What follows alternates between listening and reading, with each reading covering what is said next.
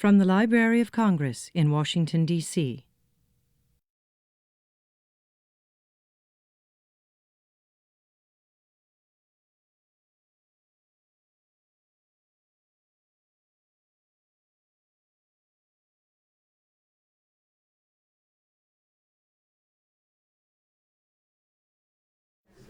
Hello, everyone.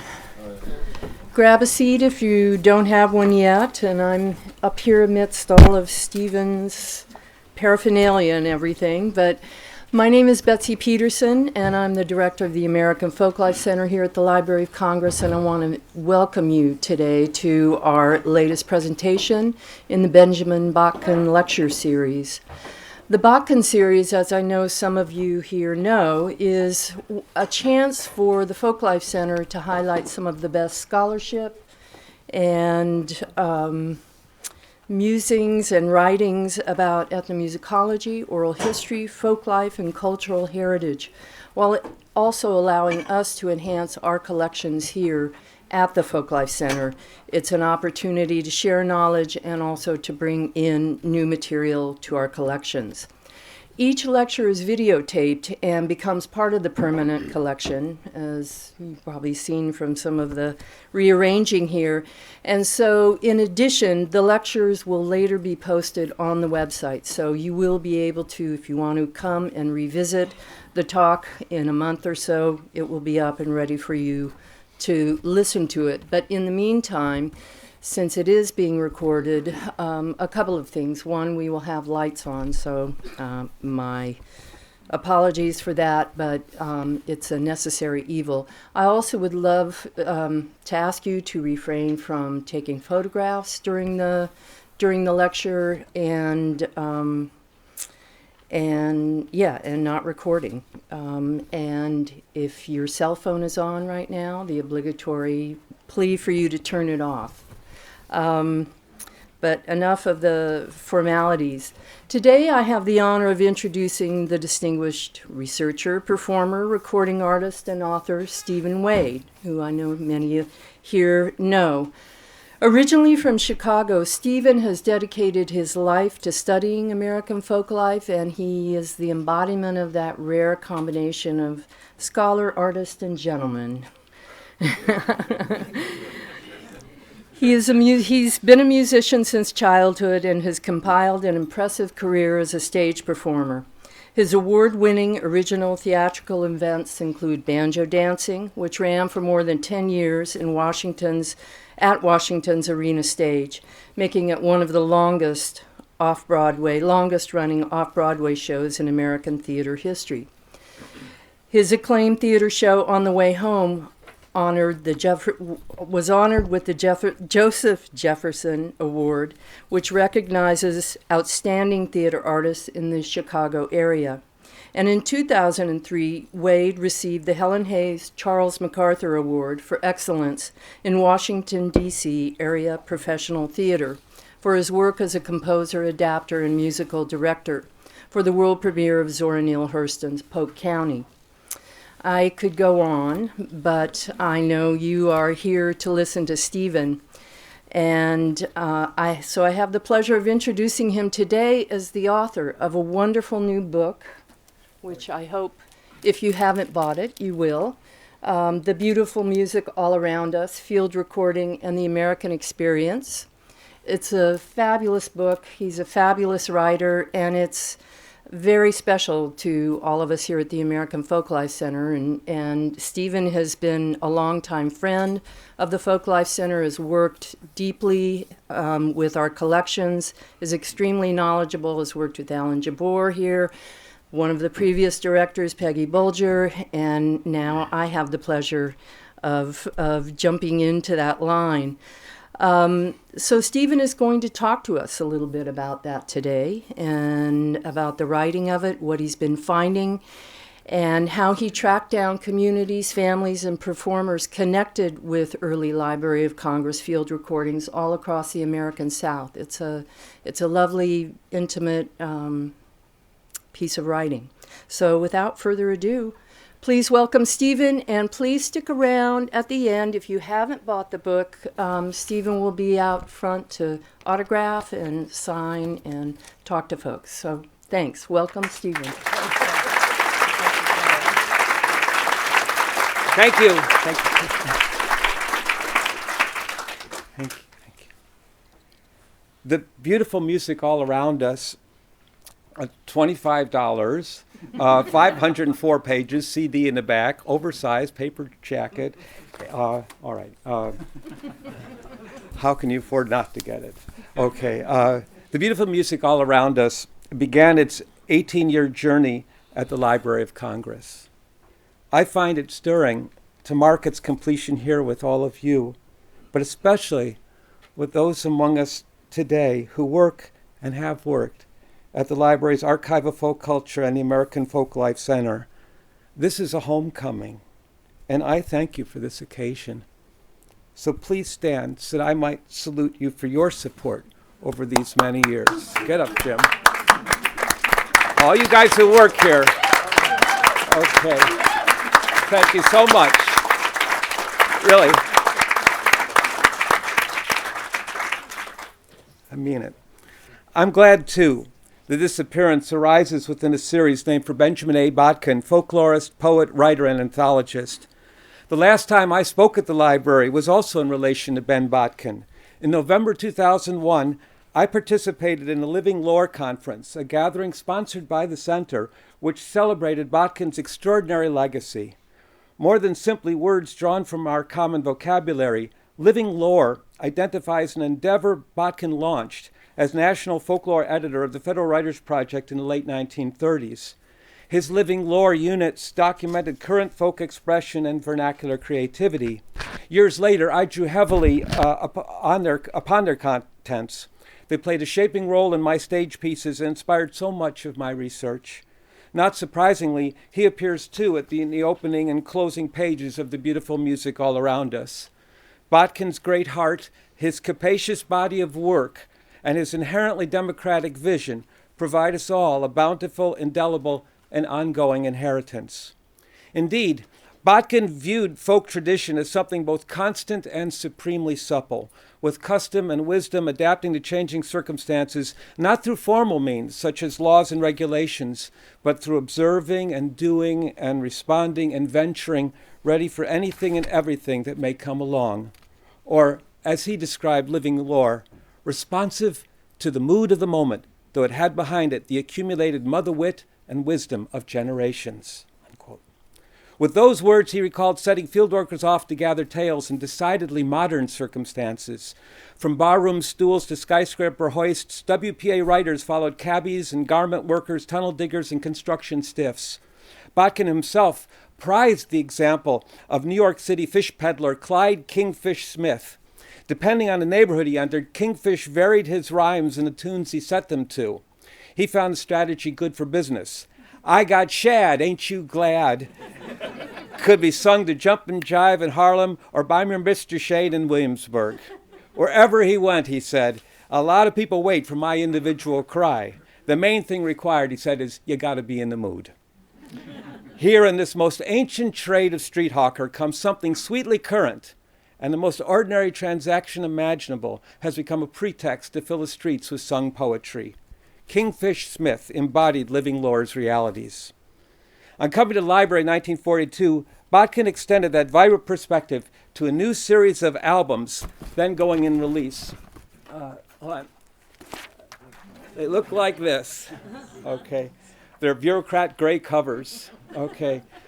Imbued with the solemnity and high purpose of the federal government. Okay.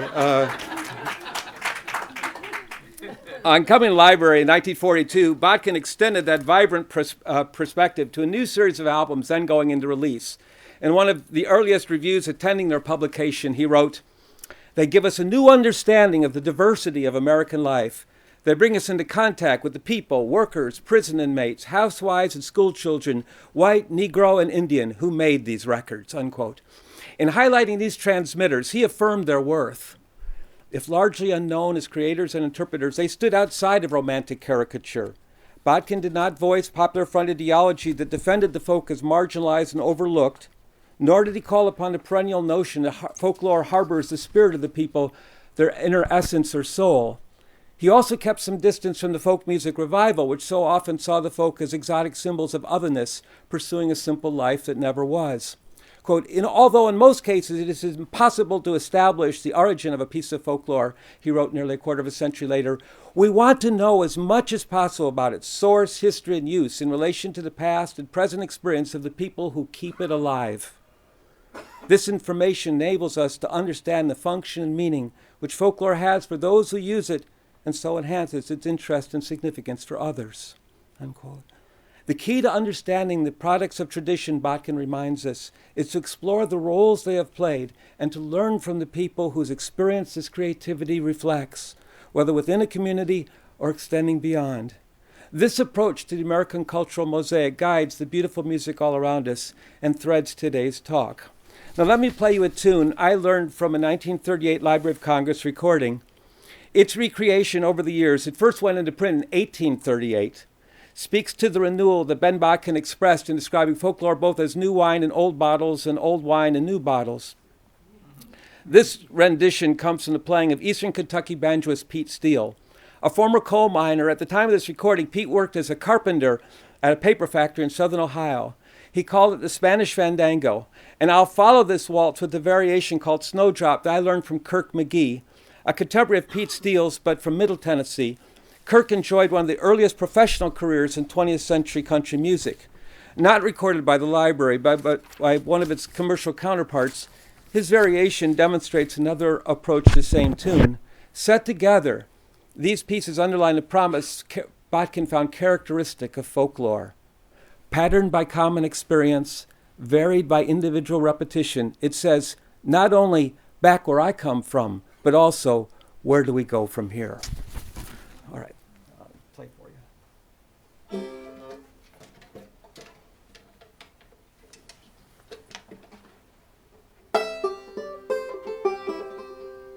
I'm shaking a little.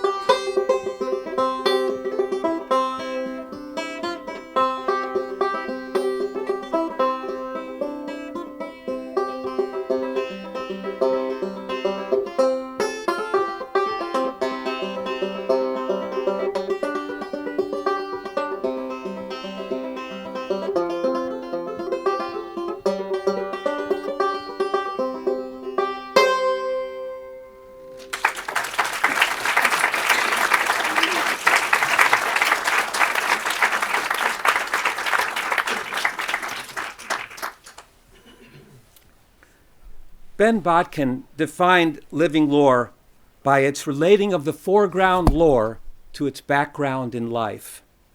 These words could equally apply to the Library of Congress recordings. Sometimes, as musicians and singers perform, kitchen clocks tick, a truck drives by, a neighbor talks, roosters crow, children giggle, and an inmate urges his fellow prisoner to sing with all his might. We find there a foreground in lore, the music, with this audible background in life. It was this presence, this three-dimensionality, that I found so compelling about these recordings and which sparked my own commitment to them. And thus begins my own story of how this book came to be written. So now I'll go off book here, as they say in the theater. And so this picture here, that's the cover of the book. That's taken by a man, he's still alive. He's 97 years old. His name is Abbott Ferris, and he was just a wonderful person. He was from the Delta, and he was in 1939 when Herbert Halpert, who did a lot of recordings for the library, was going around in Mississippi. Abbott was his guide. He was from there, and they spent their time in this truck and driving around, and we'll get more to that if time permits. Anyway, he took this picture. He'd never taken any pictures before either. This is his first time. All right, this is okay. Okay, this is how come I got going in this thing. And I have to tell you, when you see somebody like this when you're a little kid, I didn't mean that. How do I put that away? Okay, all right. That's Casey Jones. His real name was Casey Jones, the Chicken Man, and he was from Chicago. Well, he wasn't from Chicago. He was actually from Marshall, Texas. And when I was in about second grade or so, I started seeing him, and generations of Chicagoans saw this guy. Of course, he was unforgettable. He had a sign around his neck. He said he had trained 216 chickens, and they were all named Mae West. All right. And they all died of natural causes. That's what he said. So he did this show, Casey and May, and he was painted, and he's been, people remembered him. There's a play that he's a character in Chicago.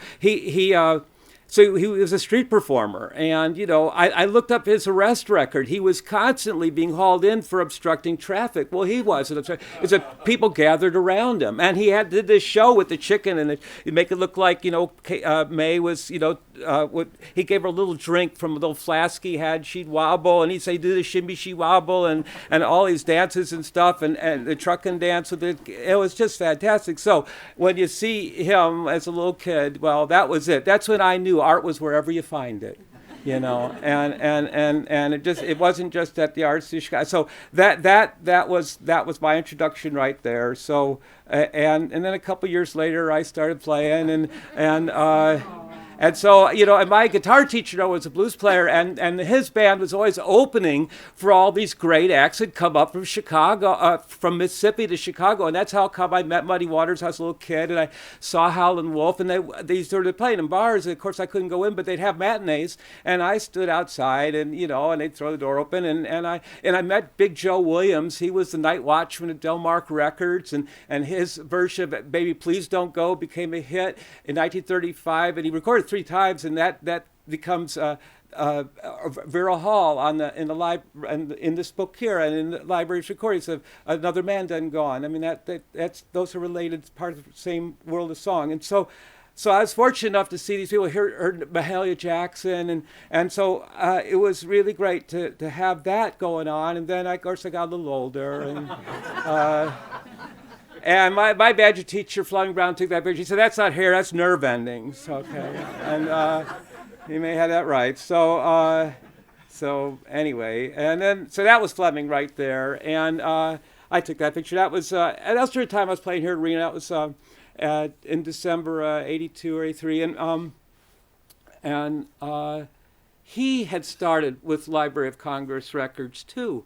His first banjo piece he ever really worked up was Reek Rambling Blade. Well, that's what the title was in the book Our Singing Country, but on the Library of Congress album it's called Rambling Boy from Justice Begley. And he had started out playing in 1948. And the reason why I started playing was, here's Fleming teaching at the Old Town School of Folk Music, and I'll get to and that's him with Frank Prophet. The reason he started playing was he heard Hobart Smith on a record we'll get to in a second, but and Hobart Smith was recorded by the library, and that just would turn Fleming's life around. now that man there, that's Frank Prophet, and he was the source of the song Tom Dooley, and there he's playing Fleming's D45 guitar, and he said to me, you know, it's not really important about the instruments you have. You have to go learn this music from the people who know how to play it, and that's the thing. And so he had this. He said he said seeing the music just or hearing it only on a record. He likened it to a polar bear in the Arctic versus one at the Brookfield Zoo. And he said there's a real difference here, and you've just got to get into those environments, and then you'll maybe you'll learn something and understand something about this. And so so he first sent me to listen to all these records, and they were I didn't know where to buy them, and they were hard. You wouldn't really, record stores weren't stocking them a whole lot. So they were at the Chicago Public Library. So I'd listen to these records, and rush hour buses lumbering past, and I'm looking at names like Luther Strong from Dalesburg, Kentucky, and the Ship Sisters from Byhalia, Mississippi, and all these great names. W. Clounch from Guntown, Mississippi, and I realized as I was listening to these records, and the chickens and all that crowing, and the clocks ticking like in the back of Justice Begley's recording, that this was like Casey Jones. It was like this. There's music that he did, because Casey played a diatonic accordion, a button accordion, while he did his thing with Mae West, and so there was music, but there was this context, this environment around it, and that was what was just absolute. So it's the same thing, I realized, and it was just like what I saw when I was peeking into those bars where Muddy was playing and Howlin' Wolf. I had no idea what I got my mojo working means. I was 10 years old, but I mean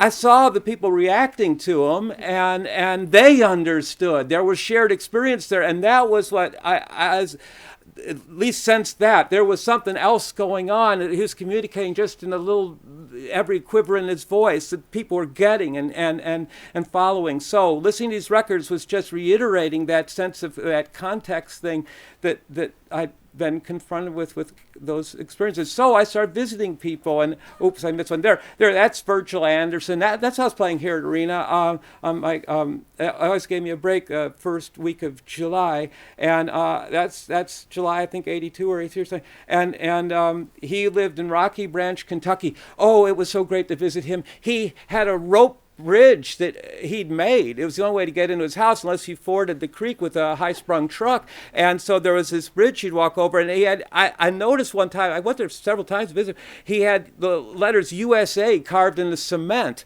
I said, Virgil, why'd you do that? He said, well, I just wanted people to know that they were, even though they were so far back, they were still in the United States,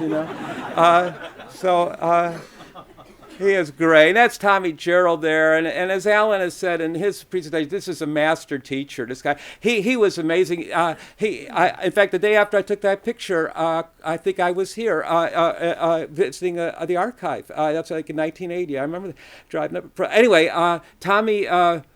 he didn't have a telephone. And I said, well, why don't you? He said, well, it's already okay if people come over. I mean, thousands of people would come to this guy's house, and he was a pilgrimage people made to visit this man. And he was just open, capacious hearted, open like that. He'd been a motor grader operator for a state of North Carolina. In fact, he would park his motor grader in front of his house there after work. He didn't drive another car home.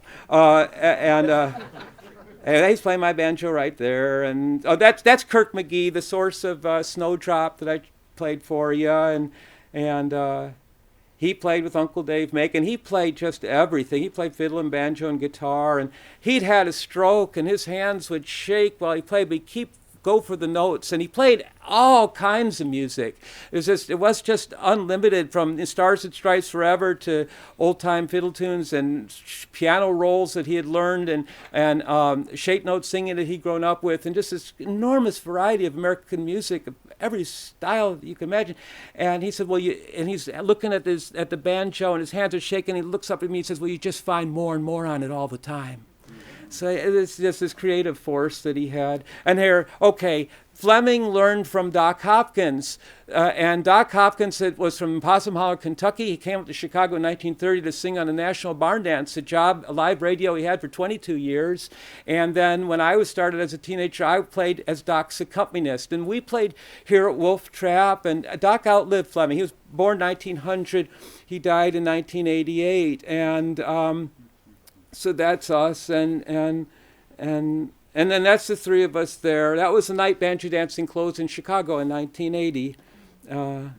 And let's see. And that's Doc. He was a researcher too. I mean, he was on the radio in Kansas City, and he got a letter from the son of Frank James. Okay, Frank and Jesse James. He said, "Well, he was singing Jesse James on the air, and he said, well, if you want to know something about this song and about the Jameses, come on over to the James home place here in Kearney, Missouri." So he did, and he went over there, and that's Jesse James's grave right there that he's touching. That's since been chipped away. They've had to build a new one for Jesse, but that's Doc doing his own. And he did a radio series called Song Stories, and he was doing, and Carl Sandburg called him up. And he would call Carl Sandburg up, and the two were talking, and so information's going back and forth between that. So that's the record that made Fleming. So Hobart appears on a Library of Congress record looking like this, but then in 1948, this record comes out with this great cover by Ben Shine, and this was really the record that made Fleming want to play the banjo, and then he learns from Doc Hopkins the technique. And now this Texas Gladden Sings Blue Ridge Ballads, that's Texas and Hobart right there, and that's the picture of him. So Texas, she advocates on behalf of her brother. I think I'm good. She said, "Go, you ought to hear my brother." And he could play. Hobart said he could play anything except a car bumper or a barbed wire fence. And damn it, he could too. He played fiddle and banjo and guitar and piano and mandolin and harmonica, and he just pump organ. He just didn't stop. So he was enormous. And so, what's so great is this thing keeps coming together, because Hobart then, later on, he comes to Chicago, and he and Fleming become friends, and he stays at Fleming's house, and Fleming makes the most extensive recordings of Hobart ever in Hobart's life, and so the area is in Fleming's rec room, and that's where they made the tapes. And then in 2005, Fleming gave me those tapes before he died, and I put together this album called In Sacred Trust, because really, when Fleming had me these tapes, he knew he was very ill by then, and he knew this was one of the most important documents he'd ever put together in his whole life. And so there was, his entrusting it to me. But there was also, if you listen to that record, you could hear those two guys just talking to each other with this great trust of mutual musicians understanding each other. And even though coming from very different, grew up very differently. And then what's really important about that is that Hobart, born in 1897, he's learning from folks who were alive during the Civil War, and he doesn't read or write very much. He certainly didn't have a tape recorder or a disc machine. He had to remember this music by memory and desire. I mean, that was what it was for him. So he's holding their music in sacred trust, because he would swear to Fleming he played just like his mentors. And so there's Hobart in Chicago in that same week, and there he is. I used that for the cover of the record, and here he is with some of his instruments, and that's his wife, Brookie. And that's during the concert they did. And Hobart, so there's Fleming, and Hobart's listening to him right there. I was going to play you a tune from that. I'll get to it. Maybe we'll get to it later. I just want to keep talking here for a second. I was going to play a tune that Hobart played there, but it was another version of the. Well, heck, I better do it, because I'll never get to it. It's just I don't want. All right. This is another version of the Fandango that Hobart did. I'll see if I get through this. And Fleming said this is the hit of that concert that night. That picture that night. It was.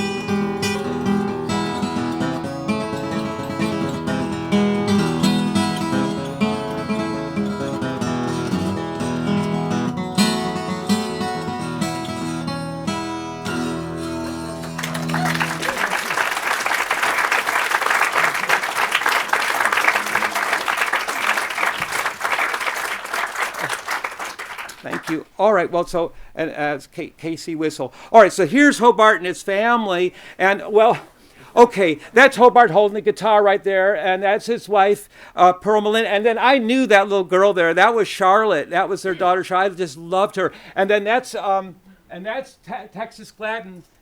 Texas is right there, and that's her husband James. And that's her sister Kansas. Okay. She had a sister named Virginia, and she had a cousin named Tennessee.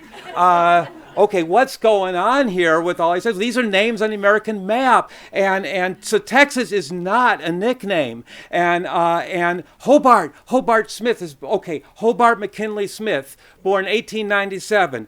Okay, who gets inaugurated that year? William McKinley and Garrett A. Hobart as vice president. So they're celebrating, these aspects of American life. And that's their father over on the side there. Here, this is King Smith, and he played the banjo, and Lavinia, that's who taught Texas how to. That was their main mentor for singing, and there's his grandmother there, and it was this little boy here, Jim Gladden. It was so important in when you get to chapter 9 in the book. That's who's talking, and he could name every single person in this picture, and he was the last person alive to know every single person in this picture. We were standing at a super Kmart in Salem, Virginia, getting this thing copied, and it was just amazing. He had these pictures on the wall of his bedroom, and when he took them off and when he put them back on, I disappeared. He just looked at these pictures, and it just mattered. You could just see what mattered so much to him. And I was just in Salem doing a presentation on this book, and 35 members of the family came, and yes, Texas's daughter was there. I interviewed her. I interviewed about 200 people in the course of this book, and her name is Wilma Jean, but her real full name is Eleanor Wilma Jean. Well, Texas plays at White Top Festival the year Eleanor Roosevelt comes, and she's pregnant with Wilma Jean, so Eleanor. So this thing goes on. So there's Hobart and some of his kids in a family band, and I was in that room. That's where they recorded that house. That's where they recorded One Morning in May and all those other songs, and that's Texas and Hobart right there. And that's one of the last pictures ever taken of Hobart. And look, that was in Fleming's banjo case when he died. And look, the song that made him want to play the banjo was Hobart and Texas singing Poor Ellen Smith together. Texas was singing, Hobart was playing the hell out of the banjo. Look what's the first song he wrote on that note there. Poor Ellen Smith. Okay, now we'll get into stuff that's very specific to Library of Congress records. Well, you all know about this story. It's pretty much the most famous story now. Well, one of the most famous stories going down about Library of Congress recordings. But it has a local thing on Kirk Street in Chevy Chase, Maryland. That's where this transcription was done by Ruth Crawford Seeger. And that's Bonaparte's Retreat. And that was the fiddler right there. That's Bill Stepp. And when I first went to visit his family, the first thing they pointed out to me is his name is not W.M. Stepp, it's W.H. Stepp. So get that one right. Okay. And so that was good to know. It's just, I think it was just sort of a misreading of the handwriting, or I don't know what happened, why it was wrong. But anyway, so that was William Hamilton Stepp. And there he is. Of course, he sort of looks like a lawyer there, but he wasn't. He was a logger, and he was mostly a musician. One of his grandsons told me, my grandpa was not workified. And there he is, an older man. And that's his fiddle. Look, I tried to get it for the Library of Congress. I asked the grandson. He said, forget it. Okay, so I tried. Okay, I tried to get it for you. And other members of the family were into it. Okay, here is where Bill Stepp was born. And he lived, I guess, in Tennessee and in Kentucky and places like that. These are sometimes called rock houses. And what it is he was born in 1875. And he spent the first 5 years of his life in this cave here. They had like wood planking pretty much in front of it there. And people all up and down the river there did live in these kind of accommodations. And I know this is going to seem perhaps a little peculiar, but a bit like relics, but that's from there. All right, that really is. I thought, well, three-dimensional realities here. Okay, three-dimensional entireties. So that's from the cave there. That's all right. So okay, and then that was his mother, Bill Stepp's mother, right there, and that was her sister, and that's a man who lived with her sister. His mother was a half Indian, and she was a prostitute. And this was her mother there, and you could see these pictures go back. And I got this picture from another one of his grandchildren. I just loved this picture so much, and it just seemed such a prize because, and then that woman there, I was just talking to her daughter. She played guitar on some of the recordings. That's May Porter Puckett, and here is where they played. It was at Hoskins Grocery, and that's where they would jam and on Saturdays. And Bill lived just up the notch back there on Stinson Creek at the time, and then this picture you may have seen before. That's Walter Williams, and he was one hell of a banjo player, and that's Bill Stepp there. He was just terrific. You may have heard his version of East Virginia that Pete Seeger learned. This is Bill. He had 65 grandchildren. I wanted you to see the furniture here. Okay, I just love this. It's the only color picture I think there is of him. And then that was his daughter. That was his last daughter. That was Nanny. And she said, my daddy was a rounder. He'd been married 7 times. And, but she danced, and she was just terrific. And she was so happy about all of this. And I'll tell you, this family, I went to a couple of their family reunions, and the first one, I just felt useful in a way that I never have in my life. It was that everybody there had heard, the beef commercial, beef is what's for dinner, the theme to the Bonaparte retreat thing, but nobody connected to Grandpa. Everybody heard Grandpa play it, but nobody had made the connection. So I played this tape going from his fiddling right into the Copeland thing, and just pride just filled the hall. It was just wonderful. I just was so happy to have that role in their lives. And I didn't bring the banjo with me on these trips mostly. I had to listen to the other people. And people, I'm sure of the people I taught, I never hid the fact that I played and stuff, but it wasn't really the issue. I had to listen to them. And this man here, he'd been raised by Oradell Graham, and he'd never heard of Library of Congress. He said, what's that? And when I told him that she was on this record here, it made no sense at all, because of the life that he had grown up in. I mean, he lived in Mississippi at the time, Emmett Till, and it was like Faulkner. He said, Emmett Till, that hurt.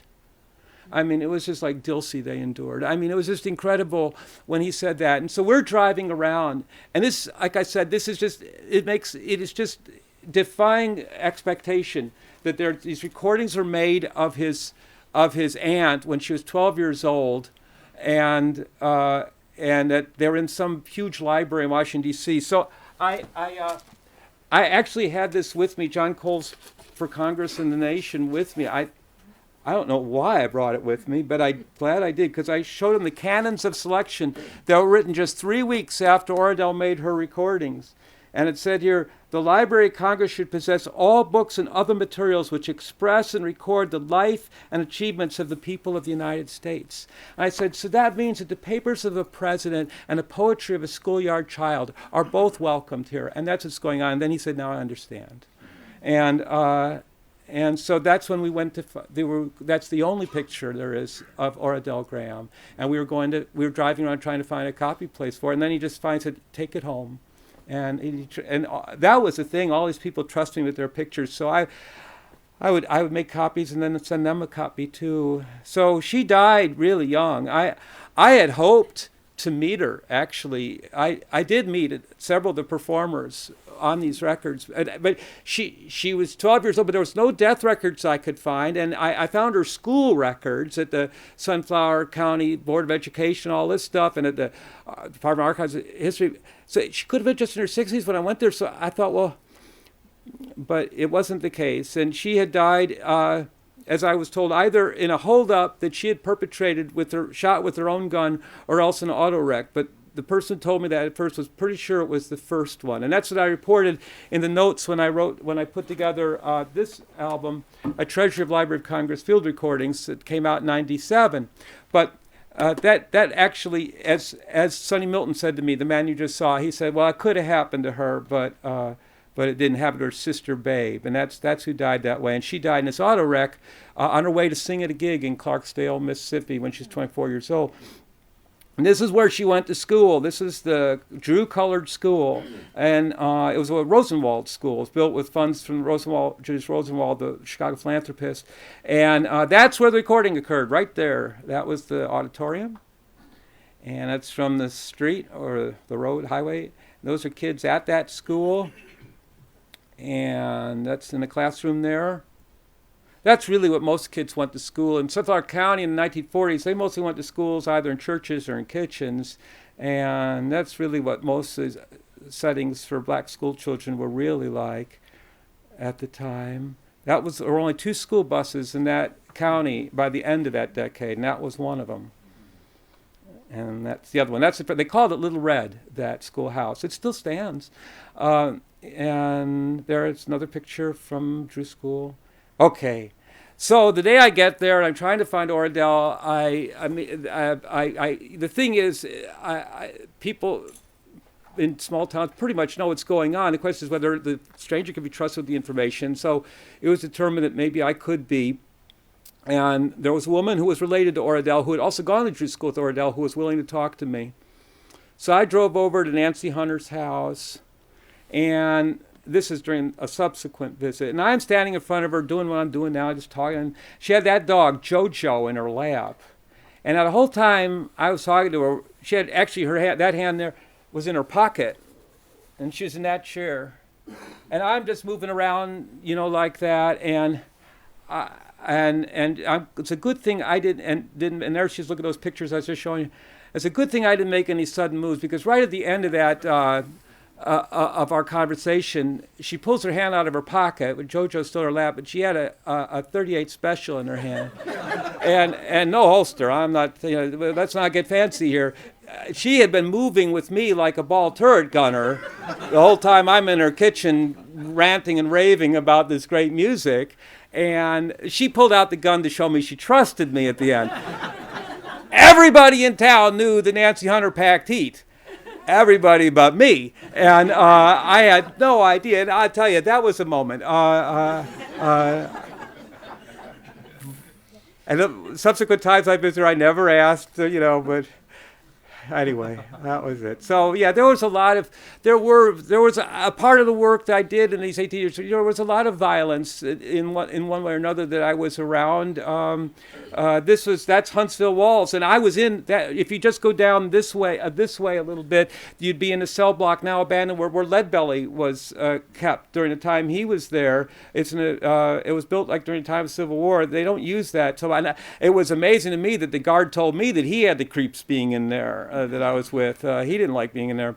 About a minute after I took that picture, someone came down really mad at me and said, "Turn that camera off. We don't want you taking pictures of the locking mechanisms." That hadn't been the first thing on my mind, to tell you the truth, but I believed them. This is another person. I was here at this one a couple of times. This is State Farm, Virginia. This is along James River, and that's where some recordings were made by Harold Spivak and Johnny Lomax. I thought it was amazing. That tower there, that's inside the prison. I pointed out to the warden, I said, there's no hands on that clock. And he said he hadn't noticed that before. I thought, for God's sake, they're not. That's what people do there is time. All right, so now that was the warden there. He told me he was the best man-hunting dog tracker in the state of Virginia. He was a good man. I mean, he was scary, but he was nice to me. I liked him, and I went to visit him several times. He's really actually interested in history. And in the history of it, he gave me this picture. I mean, look at that. I mean, he saved his stuff, and that, you see that building back there? That was his office, same building. Yeah. And then another time I went to visit him. That was Captain Dick Taylor there, the man in the blue pants. He was in his 90s. And I did not prompt this. I didn't say a word. And boy, the curtain opened. All of a sudden, he started talking about this blind banjoist that he guarded in the mid-30s. He was talking about Jimmy Struthers, blood-stained banders. I mean, that's who he's talking about. And it was just like, the waters parted. He talked about him. I have it on tape. It was there, and then it stopped. But like I said, I didn't say, do you remember? I didn't say anything about a blind banjoist. He just started talking about him. And it was great. That's a song my generation knew as, "Oh Good Shepherd" from the Jefferson Airplane. And so I met Jorma Kaukonen, and he taught it to his fellow band members, but he'd actually never heard the original. He got it from a folk revivalist, learned it from an LC record, from that record there. And then when I handed him the treasury, he got to hear Jimmy Strokes for the first time. So the way these things move around. So that's really a famous prison. That's Parchman Farm. That's Parchman Prison in Mississippi. And if you go to the University of Illinois website, we did this little video about the book, and that picture's in it right at the beginning. That's the graveyard. So those are if you look, those are gravestones there. And I just couldn't believe it when I saw those crosses. Boy, it just said it all. And in Texas, I went to a couple of these prisons too. One they call it Peckerwood Hill. And then here, that's the last of what's called the cages. When Parchman was around from the late 19th century, from the time it was created, for many, many years, it was an agricultural profit-making business, really, for the state of Mississippi. And they kept inmates in these what were called cages, and it would hold a couple hundred men, and there was a wall in the middle of it because you had trustees on one side. Well, actually, there's a very strange nomenclature there. It seems strange at first. You have trustee shooters and you have gunmen. So the men who are under the gun are the gunmen, and the guys who are carrying the weapons, because you have prisoners guarding prisoners here. So there's actually very few employees. I interviewed a number of employees who had grown up there, whose parents had been guards, or whose fathers had been guards there, and all of them, they would talk about the free world, which is a convict's term for the outside too. So you have the trustee shooters and the gunmen, and one who had been a gunman who then became a trustee shooter was this man right there, and that's Charlie Butler, Diamond Joe, chapter 11 in the book. He was a great singer. And man, I went through all these files. There was a camera where they did these mug shots. There was a room. I was in there. I sat in the chair there, and there's like a handcuff clamp over here, And I said to a fellow who ran it, I said, "Gee, that's an old camera." He said, "Well, it only takes 2 pictures, It's 2 poses. It never goes anywhere else, front and side. That's it. It can last long." And there was a picture of Vernon Presley on the wall, right? Elvis's father, who'd been in there for counterfeiting.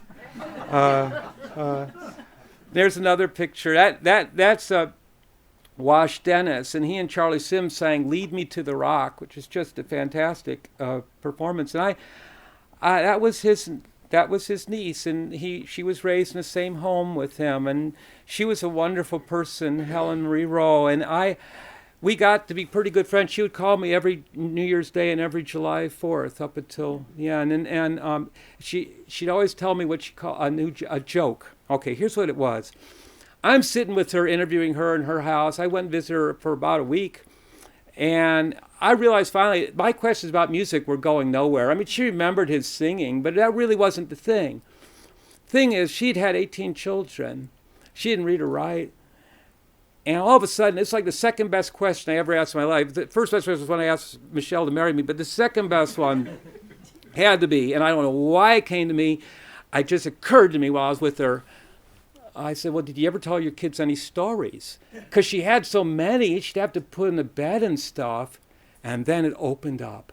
And it was like every Ben Botkin book, every folklore book I have at home, every book you have here. I mean, just all these, tale types. I mean, all these hundreds of old stories. She knew them all, localized to Mississippi. And she's telling them, she had her daughter and me rolling on the floor. She would not give it up on these, riddles that she was doing. So every July 4th and New Year's Day, she'd call me up and say, "Steve, I got a new joke for you." And so she remembered, these things. And so it was just great. And when I went into the papers there at the courthouse, I opened this drawer, and every single one of these commitment papers were all tied with the same ribbon in this drawer. They had never been opened. And it was just all these people who had been convicted. And you could see here how Wash Dennis, their word burglarously. So he was a burglar. And then here was the fellow that he sang with. Now, if you take a look here, this all started making sense by going a couple different places. So he's 9011 at Parchman, okay? And he's 9013. What happened is that they were both tried in the same courthouse. They're transported at the same time to the same cage at Parchman, and then they wind up singing together. So by just putting those two parts together, all of a sudden the whole thing started making sense of what that duet came about, And and then there's some of the docket papers, and you could see now he was in for murder. And then that was Charles Winters. He was the fireman there at Parchment. He'd grown up there, and his father had been a guard there too. He was one of those people talking about. Okay, Rock Island lines. Some of you, when you were at the American Folklore Convention meeting in New Orleans, saw me talk about this. This, I guess, for a library moment, this had to be my big library moment. I mean, it was a library moment in my life I never expect to happen again, and I was lucky that it even happened.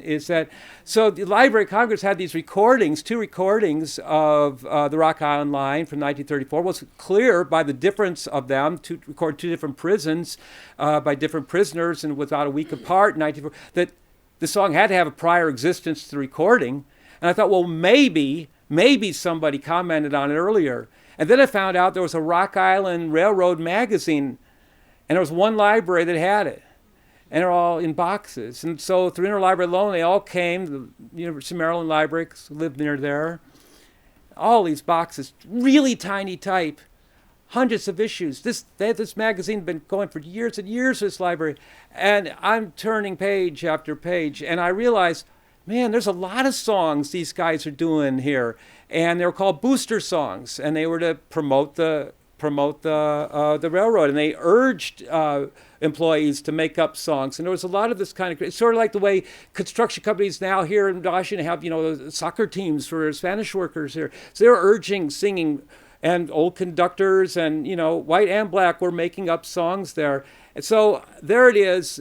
And I'm just turning away. All I had to have was Pretty Girl Walk By or Me Cough or something like that, and I would never have seen it. But all of a sudden I saw it, and there it was, buy your ticket over Rock Island lines. And I went out of my mind because I immediately knew what I was looking at, because not only in the song, in the text, do they name people who were specific to the railroad there. Those guys were in the audience that night, according to the report around the song. So this whole thing, all of a sudden, it was a date and who made it up. And you never get origins in folklore, and maybe that's not so important. It's use and who possesses it at the time that's important. But are we at 5 minutes now? Oh no. Oh no. Okay, well, I just have so many stories to tell you. Anyway, that's Kelly Pace. That's who sang. That's the first time. That was his brother Lawrence, and that was his wife Ruby. And I'll tell you one story. Then I'll go back to this reading. It was such an amazing moment when they signed the agreement to allow this to come out here. He was too sick to hold a pen, and so they just looked at me, and he touched her finger like that while she signed it. And that's when the official met the informal, and that was what this was about, the archive. And so this project began in June 1994 during a telephone call between Jerry Parsons, for 21 years the reference librarian of the Folk Archive, and myself. During that call, we came up with the idea of a sampler CD consisting of some wonderful pieces previously published on LC compilations. In the course of that conversation, I named nearly every song in this book, and within an hour's time had reached a label willing to publish that CD.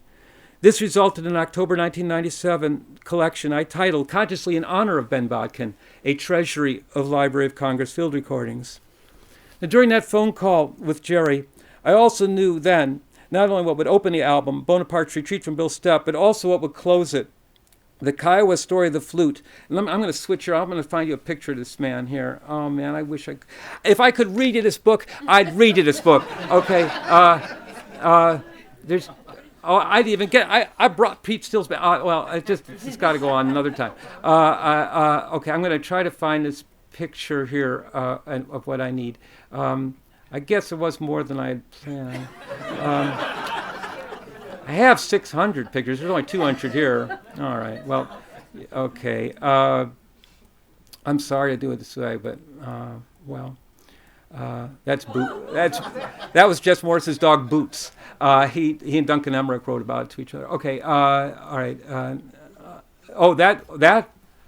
That's Bob Morris. That was the nephew of Jess Morris. I just let him. Jess is buried right where Bob was walking. Okay. This is just one hell of an adventure to go on. Okay, and I'm gonna. Sorry. Okay, I want to be there. All right, and take a look at her. That's Ella Huffpower, and then that was her parents, Honey Boy Edwards, E.C. Ball. Oh yeah, that's the daughter of Luther Strong, and they didn't take this picture for me. They took this picture for them. That's when the book came, and that's open to the page on Luther. Her granddaughter just sent that to me recently. I didn't even know that had been taken. Okay, I'm so sorry that I can't. All right, so there's Bilo Kozad. Okay. During that phone call with Jerry, I also knew then what would open the album, Bonaparte's Retreat from Bill Stepp, but also what would close it, the Kiowa Story of the Flute, spoken and played by Bilo Kozad, a Kiowa Comanche flute maker from Stucker, Oklahoma. In the summer of 1941, during recording he made the Riverside Indian School of Anadarko, Oklahoma, Bilo told how his tune came about. Before he played it, he described an ancestor who went up on a mountain and after 4 days received this music as a gift. Subsequently, it transferred to Bilo. Recounting the saga to the ethnomusicologist recording him, he says, keep it as long as you live. Bilo is giving this stranger operating a disc machine a place in a precious musical heritage. I thought, as did Jerry, who loved this recording too, that to open and close the sampler with this heartwarming alternative to the balkanization, identity politics, and fragmentation that occupied so much current thought and effort in cultural matters expressed a message as encompassing as Bill Stepp's anthemic fanfare. Bilo's generosity echoes Ben Botkin's recasting of a traditional proverb, culture, like love, laughs at locksmiths. These words, like Bilo's, speaks to an interconnectedness of American lives, as they do to an irrepressible creative process. They also recall something that Ella Huffpower, who at age 10 in 1934 made some of the earliest folk music field recordings of the Library of Congress, said in February 1999. We sat in her home, a house trailer in St. Martinsville, Louisiana. Though her father's lineage was German, the first language she spoke was French. That's what America's all about, she remarked. We're all immigrants, but we're born here. Our ancestors had to come from overseas somewhere, and mine came from Germany and France. And that's why I just couldn't understand why Hitler, how he wanted to kill those Jews so much. Why? What was the reason? We're all God's children. It's just like these black people. A lot just hate them. Why? There's no reason for that. I can't see it. We never thought because your color has to make you a difference of your person. What Ella said so powerfully speaks on a fundamental level to what the Archive of Folk Culture and the American Folk Life Center represent in our society. By their very presence in this infinitely expansive federal institution, these offices attest to an acceptance of human difference. At heart, their work reaches beyond the sheer necessity for a repository of the myriad informal creative achievements of the American people, which the Archive and Center steward and safeguard. They serve a further end, what Ben Botkin called applied folklore, a folklore's capacity to create understanding. More than a half-century ago, he spoke of varied cultural backgrounds and communities, from social to religious, regional to national, leading to what he called the exchange and comparison of different yet common experiences. In accepting others for their differences, he cited the Quaker saying, "It's not the me in thee that makes thee valuable, which makes thee valuable to me." This wisdom, he felt, offered a survival tool in an increasingly internationalist world. No less true today in this era of globalization. I know that the wonderful people who inhabit the beautiful music all around us, people like Ella Huffpower and Nancy Hunter and Sonny Milton, Helen Marie Rowe and Ralph Dawson, and I name a bunch of others I'd hope to get to today, and Jim Gladden and Charlotte Smith Fields and Lawrence and Ruby Pace and David Honeyboy Edwards and Jim Strong and Faith Sandlin, who you just saw. These people figuratively all pace these gilded halls. Not only did they illuminate the pages of a book, and in a few instances have even appeared on some old recordings tied to this place, they remind us of a purpose we share, a joyfulness we treasure, and a community we seek.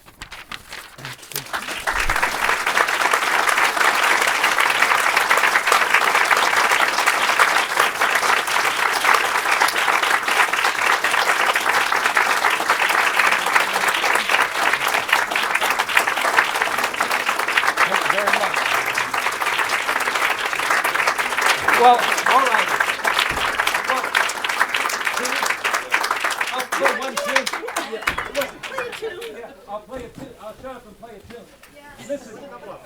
Okay. I'll play a tune, and then you can go. Listen here. I've got to find this darn picture. Okay. Because okay, I'm sorry to do it this way. Really, okay, I'm going to find it. I know I will. I just don't know how to do this quicker than this. Okay, I'll get there. Oh, come on. Oh yeah. Okay, we're in it now. Okay. Okay.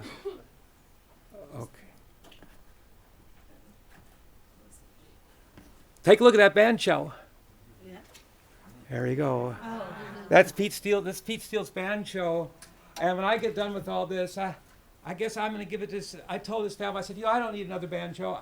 Let's give it to Smithsonian because then it can be right there with Tommy Jarrell's fiddle and Liva Cotton's guitar.